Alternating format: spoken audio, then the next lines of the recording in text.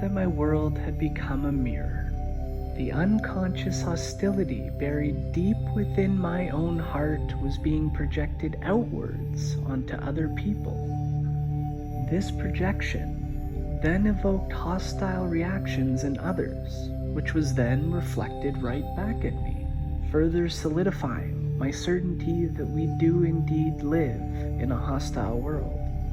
Now, let's begin to unpack this. Prior to my retreat, I remember thinking that Western society was so incredibly hostile and alienating. Everywhere I looked, I encountered hostility.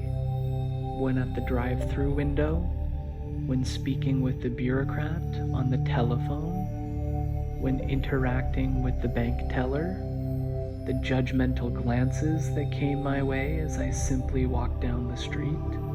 Everyone seemed so negative and confrontational that I began to believe our society was simply inherently hostile. After my first 10-day silent retreat, the first thing I did when I returned home was to immediately grab a burger.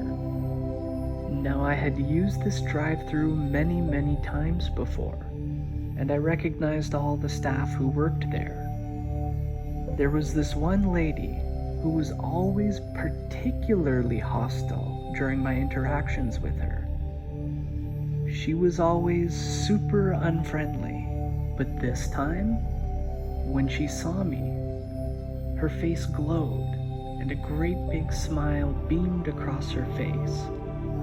We engaged in some friendly small talk.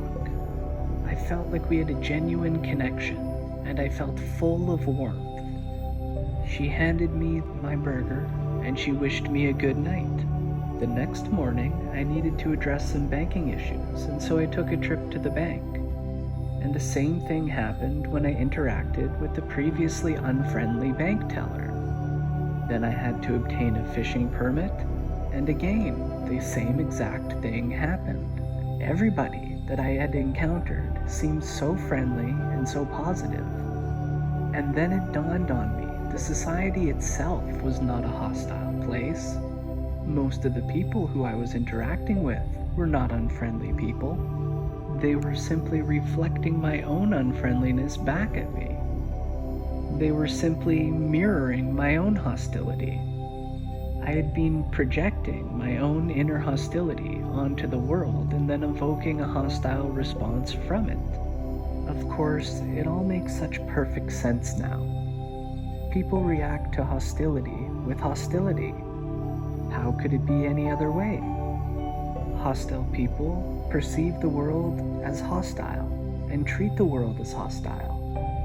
And then they get treated by the world with hostility, which further solidifies their knowledge that their intuitions about the world being a hostile place are indeed correct. As we go through life, we all experience the pain of judgment cast upon us. Some of us encounter this pain more than others, but the feeling is universal. Whether we are judged for the color of our skin, our gender or sexuality, the way we speak, what clothes we wear, what social class we are in, our tastes or preferences, what happens is that with enough negative life experiences, with enough encounters of judgment, our unconscious mind becomes primed for it. We internalize the judgment. We begin to expect it. We begin to anticipate it. We begin to project it and see it everywhere. It's true, there is an awful lot of negative and destructive judgment in our society. Far too much. And much of it is for characteristics which are entirely outside of our control. We don't get to choose the color of our skin, or who we are attracted to, or which clothes we can afford to purchase. It's an awful fact of life that racism, sexism, and homophobia exist. But in my own experience, what I found was that 80% of the judgment that I saw when I looked out at the world was an anticipatory, internalized judgment, a conditioned reaction due to all of the times that I had been hurt in the past. the more unjustified negative judgment we have received in the past, the more primed our nervous system will be to react to any environmental cues that somebody might be doing it to us again, like a miniature fight or flight response. But after a 10-day silent retreat, you sort of reset this, and you still that inner hostility. When you have those moments of interacting with people with no hostility or negativity or anticipation or judgment in your own heart, and you are truly nothing but friendly, which occurs on an unconscious level, then you have this powerful realization that you are, after all, the cause of most of the hostility that you experience.